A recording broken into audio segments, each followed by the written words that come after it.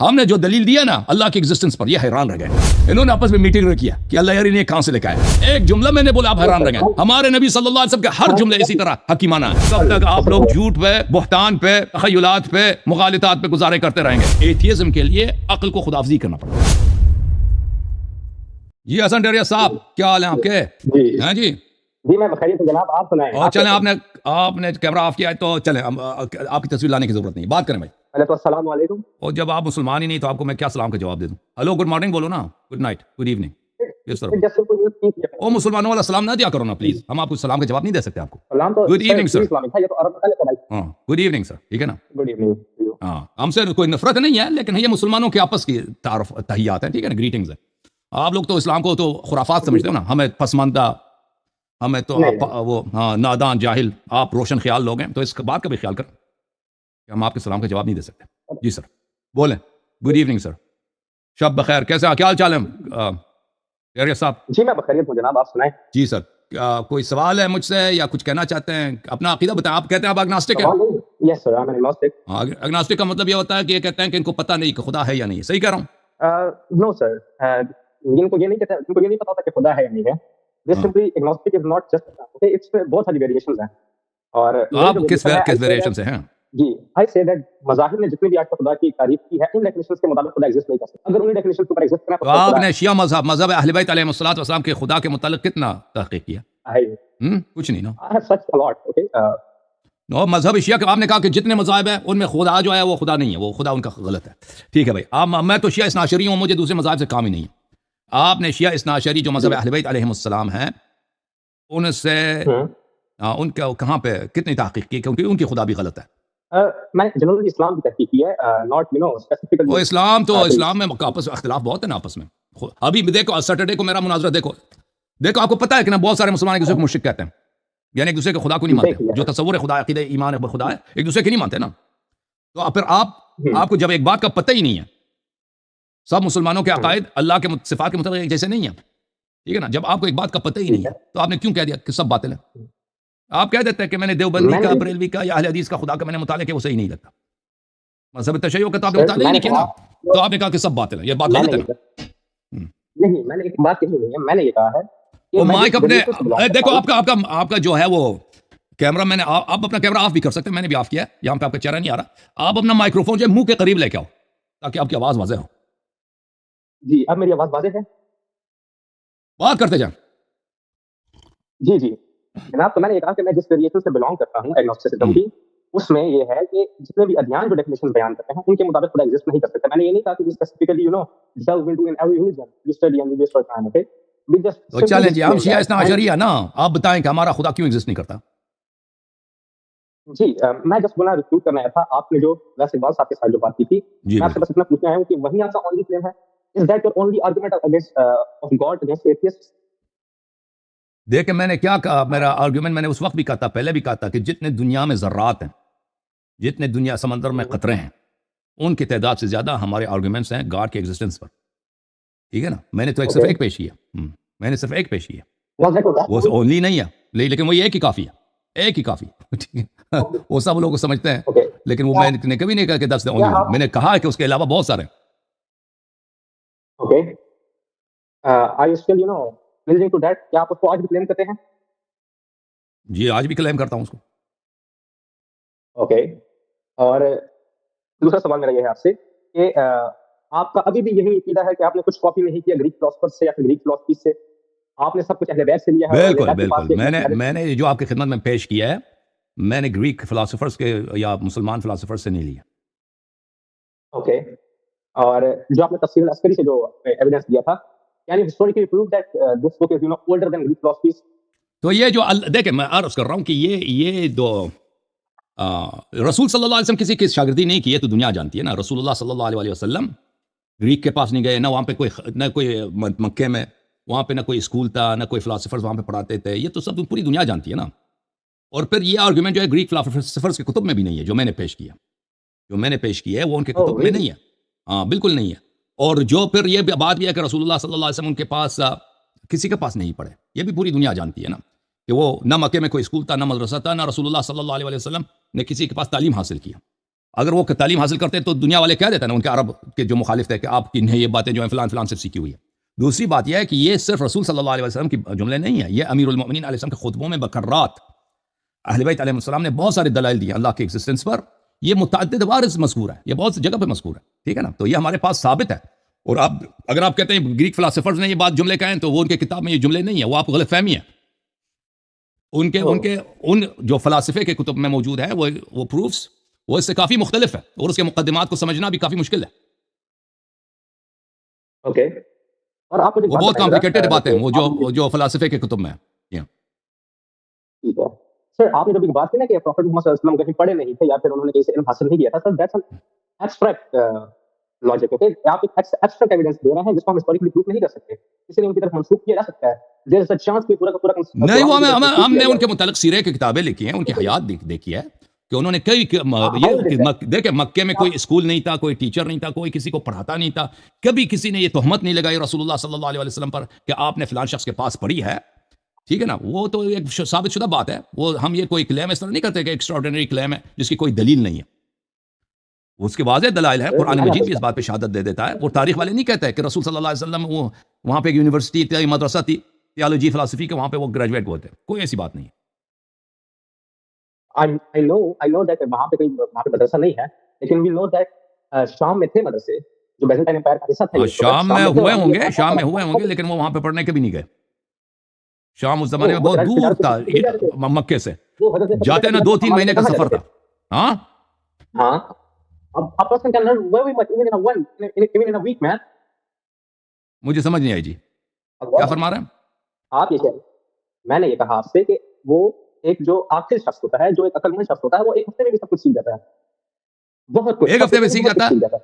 ایک ہفتے میں سیکھ جاتا ہے, بہت کچھ سیکھ سکتا ہے سر ایک شخص جو کہ بار بار. اور یہ نہیں بھائی, یا کسی علم کو اچھی طرح سے سیکھنے میں ایک ہفتہ نہیں لگتا بھائی.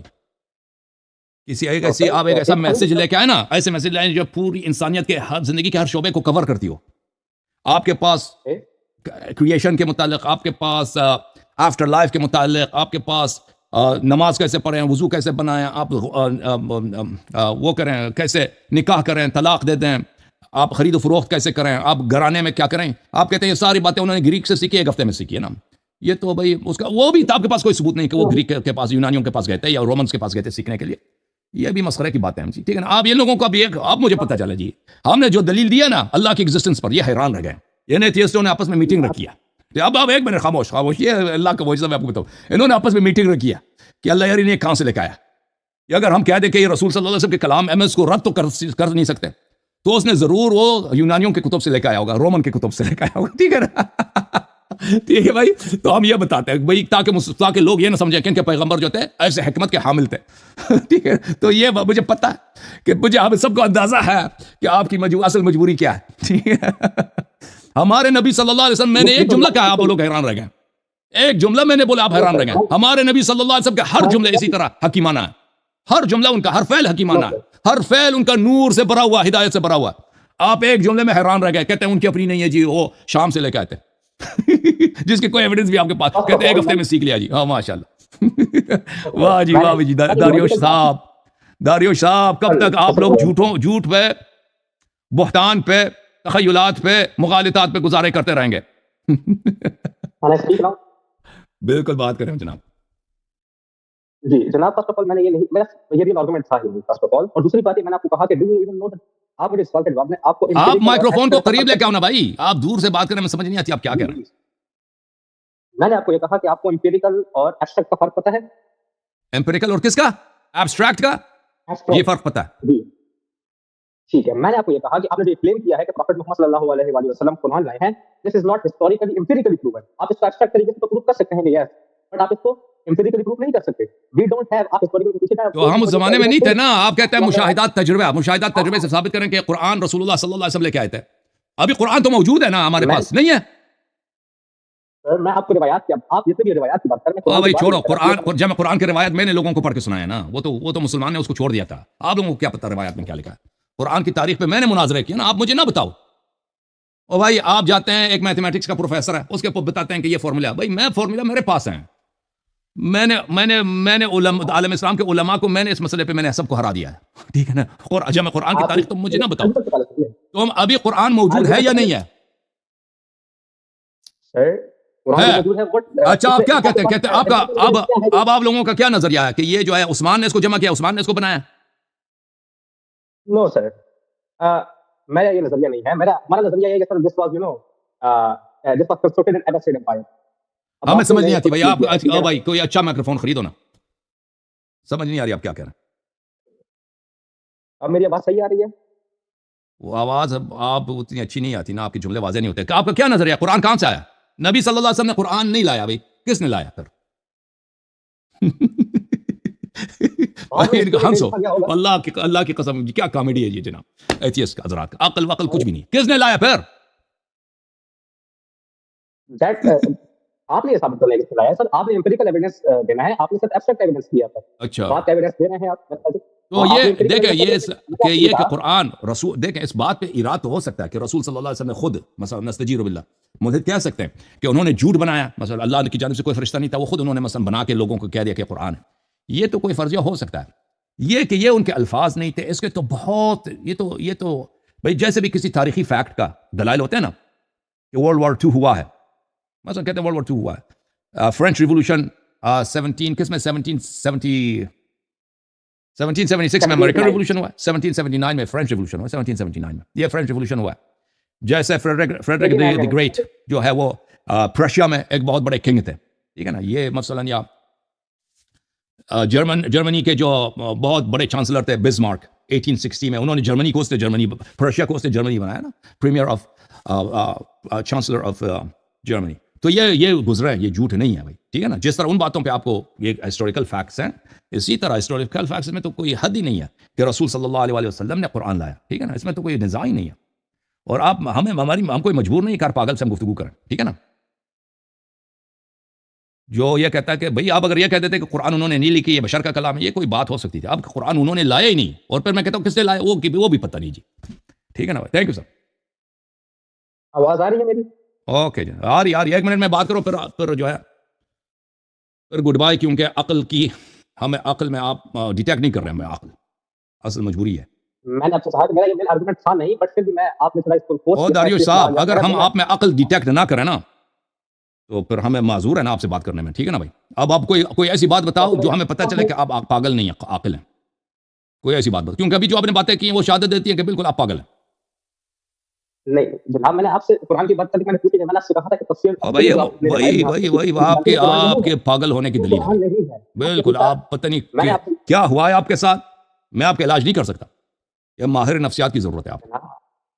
Thank you sir. میں نے آپ سے یہ کہا تھا کہ تفسیر جو آپ لائے ہیں اس کا آپ کے پاس امپیریکل ایویڈنس ہے کہ وہ اتنا ہی پرانا ہے، وہ کافی پرانا ہے. جی بالکل بالکل بالکل بالکل بالکل بالکل. یہ جی ہاں، اس کے اسانید موجود ہیں، اس کے اسانید موجود ہیں. جی ہاں، تفسیر امام حسن عسکری علیہ السلام، جی بالکل اس کے اسانید موجود ہیں. وہ پرانے کتابوں میں اس کا تذکرہ ہے، اس کی روایات پرانے کتابوں میں موجود ہے. یہ مختلف کتب میں یہ اس کے حدیث منقول ہیں تفسیر امام حسن عسکری علیہ السلام سے. یہ کوئی ایسی بات نہیں کہ بعد میں وجود میں آئی ہے، ٹھیک ہے نا. جیسے بخاری مسلم ہے، بخاری مسلم واقعہ نہیں، بخاری مسلم نے جمع کیا. جی ہاں بالکل بخاری مسلم نے جمع کی ہے. یہ کوئی داستان نہیں ہے، یہ کوئی افسانہ نہیں ہے. اس کے دلائل بے حد اس کو کوئی کوشچن بھی نہیں کرتا نا. بات یہ ہے کہ یہ کوئی مشکوک باتیں بھی نہیں ہیں. بھائی معاف کرو بابا جی، وہ پاکستان میں ہوتا ہے نا، پاکستان میں ہوتے ہیں جب آتے ہیں نا روڈ پہ کہ پیسے دے دو اللہ کے واسطے، پیسے دے دیتے ہیں تو کہتے ہیں مزید دے دو. تو پھر آپ کو کیا کہنا پڑتا ہے کہ معاف کرو بابا جی. تو آپ سے یہ کہنا پڑتا ہے کہ معاف کرو بابا جی. جاؤ سوچو، فکر کرو کوئی اہم بات جو آپ کے عاقل ہونے پہ دلالت کرے. یہ بالکل کلیئر کٹ پاگل، اس سے ہم بات نہیں کریں گے، ٹھیک ہے نا. اور آپ لوگ سب پاگل ہو، جتنے ایتھیسٹ ہیں ان کے پاس کوئی عاقلانہ بات نہیں ہے. لیکن فرق یہ ہے کہ بعض کھل کے پاگل ہیں، بعض جو ہے نا وہ ظاہر میں اتنے واضح طور پہ پاگل نہیں، اندر سے وہ بھی پاگل ہیں. کیونکہ میرا یہ شرط ہے کہ ایتھیزم کے لیے عقل کو خداوزی کرنا پڑتا ہے. عاقل ہو کے کوئی ایتھیسٹ نہیں ہو سکتا.